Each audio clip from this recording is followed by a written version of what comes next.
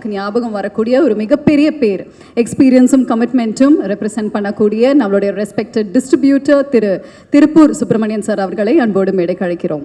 Please sir. I request Lalit Kumar sir to felicitate, please.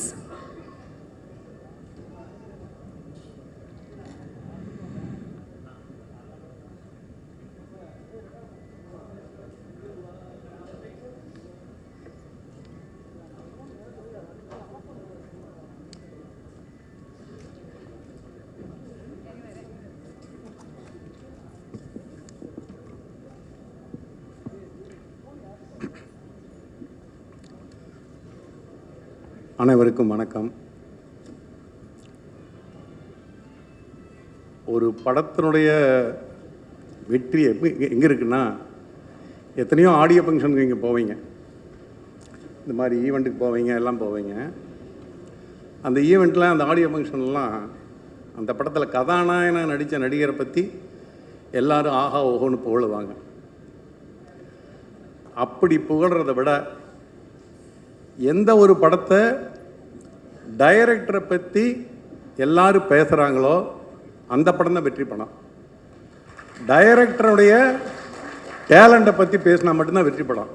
அது நீங்கள் பார்த்துருப்பீங்க. 16 வயதினிலே வரும்பொழுது பாரதிராஜை பற்றி தான் பேசினாங்க. ஒரு கமல் சாரை பற்றியோ ரஜினிகாந்த் பற்றியோ இல்லை ஒரு ஸ்ரீதேவி பற்றி யாரும் பேசலை. பாரதிராஜா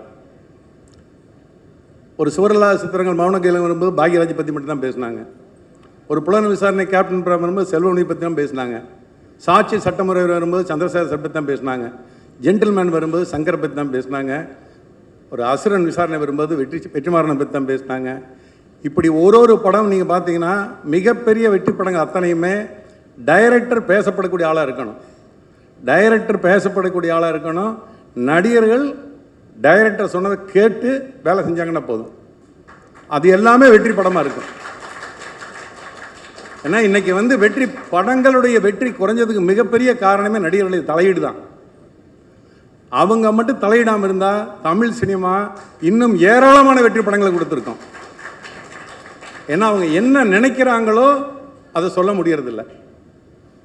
டைரக்டர் நினச்சி அதை சொன்னாங்கன்னு சொல்லிட்டுனா, ஏன்னா அவங்க ஒரு படத்தை ஆரம்பிக்கும் போது அந்த டைரக்டர் தன்னுடைய சொல்லுவாங்களே, மற்ற விவசாயம் பண்ணுறவங்களாகட்டும் எல்லாராகட்டும் வெற்றி விரும்பிய நிலத்தில் சிந்த நம்ம வேலை செய்கிறோம் அப்படின்னு சொல்லி சொல்கிற மாதிரி, டைரக்டர் ஒரு படத்தை ஆரம்பிக்கிற அன்னைக்கு அது தன்னுடைய குழந்தை மாதிரி அதை கொஞ்சம் கொஞ்சமாக வளர்த்தி அதுக்கு ஒரு நல்ல ஒரு முழு உருவம் கொடுத்து அதை கொண்டு தெரியல தான் எப்படி நினைக்கிறோமோ அதை கொடுக்கணும்னு நினைக்கும்போது அந்த குழந்தைய நீங்கள் கொஞ்சம் கொஞ்சமாக கையப்பிக்கிறது காலப்பிக்கிறது இந்த மாதிரியெல்லாம் செய்யும் பொழுது தான் அந்த படம் தோல்வி படமாக அமையுது.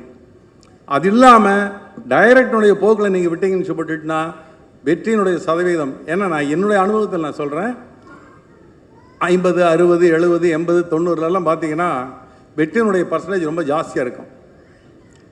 ஒரு வருஷத்தில் 100 படம் 80 படம் வெற்றி அடையும். ஆனால் வெற்றியினுடைய சதவீதம் எங்கே குறைய ஆரம்பிச்சதுன்னா கதாநாயகனுடைய தலைவீட்டுக்கு அப்புறம் தான் குறைய ஆரம்பிச்சது. தயவு செஞ்சு இந்த ஆடியோ ஃபங்க்ஷன் இந்த ஈவெண்ட், ஏன்னா நான் பொதுவாக உங்களுக்கே தெரியும் ஜாஸ்தி இந்த மாதிரி நிகழ்ச்சியெல்லாம் கலந்துக்க முடியறது. ஏன்னா வெளியூர்லேருந்து வர வேண்டியது இருந்ததுனால லலித் ஃபோன் பண்ணி இந்த மாதிரி அக்ஷய் முதல் நடிச்சிருக்கான், நீங்கள் அவசியம் ஆசீர்வாதம் பண்ணணும்னு சொன்னார். அப்போ நான் சொன்னேன் கண்டிப்பாக வரணுடு அப்படின்னு சொல்லித்தான் வந்தேன். நீங்கள் படத்தை பார்த்துருங்க அப்படின்னு சொன்னார்.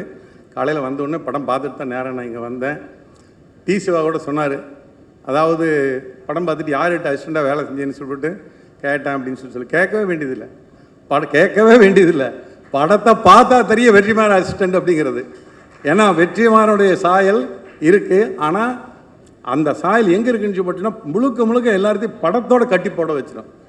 நடிகர்கள்னால் எல்லாருமே அந்த பாத்திரமாக தான் நடிச்சிருக்காங்க. கதாநாயகனாகட்டும் கதாநாயகியாகட்டும் மற்ற கேரக்டராகட்டும் எல்லாருமே இருந்துட்டு அந்த படத்துக்கினுடைய பாத்திரங்களுக்கு தான் உயிர் கொடுத்துருக்குறீங்க. பிரபு சாரோட ஃபோன் பண்ணி சொன்னார். பொதுவாக பிரபு என்ன பண்ணுவார்னா ஏதாவது ஒரு அக்கேஷனாக ஃபோன் பண்ணி ரொம்ப நல்லா விசாரிப்பார், எல்லாம் சொல்லுவார். இந்த படம் அவர் பார்த்துட்டாருன்னு நினைக்கிறேன். பார்த்துன்னு எனக்கு ஒரு மெசேஜ் போட்டிருந்தார், ஆனால் நீங்கள் படத்தை பார்த்துட்டு சொல்லுங்கள் அப்படின்னு சொல்லி நான் படம் பார்த்துட்டு நான் சொன்னேன்.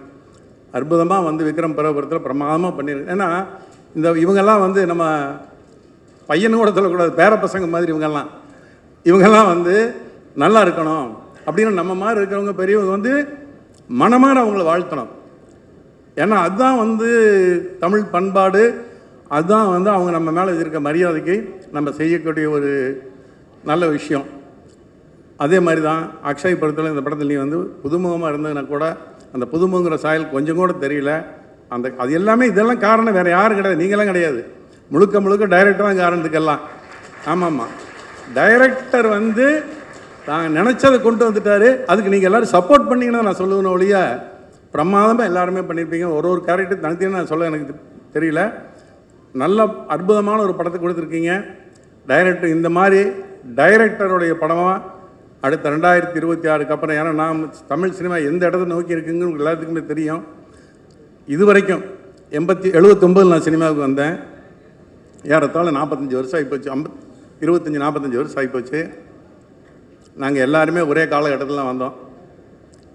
அதில் வந்து தானு நானெல்லாம் வந்து ஆரம்ப காலத்துலேருந்து ஒரே பீரியட்லாம் சினிமாவுக்குள்ளே வந்து இன்றைக்கி வரைக்கும் இருந்துக்கிட்டு இருக்கோம். இந்த வருஷம் மாதிரி ஒரு மோசமான ஒரு வருஷம் 2025 மாதிரி எந்த ஒரு வருஷமும் சினிமா வசூலில் படத்தினுடைய எதிரில் கிடையாது, ஒரு வருஷம் இல்லை. ஆனால் இந்த வருஷம் ஜெயிச்ச எல்லா படமே டைரக்டர் படம் தான் ஜெயிச்சிருக்கு. இந்த வருஷம் ஜெயித்த ஒரு ஆர்டிஸ்ட் படம் எந்த படமே பெருசாக ஜெயிக்கல, டைரக்டர் படம் தான் ஜெயிச்சிருக்கு. அதில் முத்தாய்ப்பாக இந்த வருஷம் கடைசியில் வரக்கூடிய கிறிஸ்மஸுக்கு வரக்கூடிய இந்த படம் ஒரு மிகப்பெரிய வெற்றி படமாக கண்டிப்பாக அமையுங்கிறது தான் அத்தனை பேருடைய இதுவும். படம் பார்த்த அத்தனை பேரும் நாளைக்கு படம் ரிலீஸ் ஆனாலுமே கண்டிப்பாக தமிழக மக்கள் இந்த படத்தை பற்றி பெருமையாக பேசிக்குவாங்க. இன்னும் சொல்லிச்சுன்னா அப்படின்னு சொல்கிற போது படம் வந்து இந்த காலகட்டத்துக்கு தேவையான நாம் எல்லோரும் ஒன்று, நாம் எல்லாம் வந்து மனப்பூர்வமாக எல்லாரும் மனிதர்கள் அப்படின்னு சொல்லக்கூடிய ஒரு அற்புதமான ஒரு கருத்தை மிகச்சிறந்த முறையில் யாருடைய மனசு கொஞ்சம் கூட புண்படாமல் எல்லாரும் வந்து சந்தோஷமாக ஏற்றுக்கக்கூடிய ஒரு கருத்துள்ள ஒரு படமாக டைரக்டர் கொடுத்துருக்காரு. தம்பி, உங்களுக்கு எனது மனமார்ந்த வாழ்த்துக்கள். நீங்கள் வந்து தமிழ் சினிமாவுக்கு ஒரு லைட்னு சொல்லுவாங்க, அந்த மாதிரி இப்படி எடுங்க. ஒரு பாவ மன்னிப்பு மாதிரி, ஒரு பாவப்பிரிவினை மாதிரி, எந்த விதமான மதம், இனம், மொழி, ஜாதி அதெல்லாம் எதுவுமே இல்லாமல் மனிதாபிமானத்தை காட்டக்கூடிய ஒரு சிறந்த படத்தை கொடுத்துருக்குறீங்க. அது வந்து என்னுடைய தம்பி லலித் இந்த படத்தை தயாரிச்சிருக்காரு. அப்படிப்பட்ட இந்த படம் தமிழ்நாட்டினுடைய பேசப்படக்கூடிய ஒரு பெரிய படமாக அமையும். இந்த படத்தினுடைய வெற்றிக்கு எனது மனமார்ந்த வாழ்த்துக்கள். நன்றி.